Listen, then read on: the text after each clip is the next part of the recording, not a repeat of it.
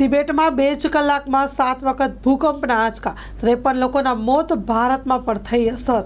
ભારત અને નેપાળ સહિત 3 દેશોમાં મંગળવારે 7મી જાન્યુઆરી વહેલી સવારે ભૂકંપના આંચકા અનુભવાયા હતા, તો કચ્છની ધરા પણ ધ્રુજતી નજરે પડે.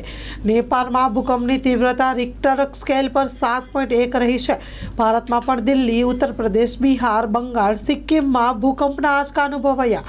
તિબેટમાં 2 કલાકમાં 7 વખત ભૂકંપના આંચકા અનુભવાયા. 53 લોકોના મૃત્યુ નિપજ્યા. 65થી વધુ ઇજાગ્રસ્ત થયા. અહેવાલ અનુસાર ભૂકંપ સવારે લગભગ 6.52 કલાકે આવ્યો હતો, તો નેપાળના કાઠમંડુ, ધાડિંગ, સિલ, પાલ, ચોકાવરે, મકાનવાન અન્ય ઘણા જિલ્લાઓમાં ભૂકંપના આંચકા અનુભવાયા છે.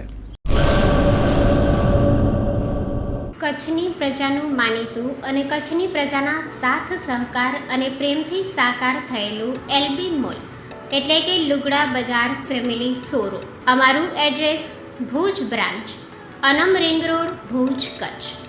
Mobile number 8980413537.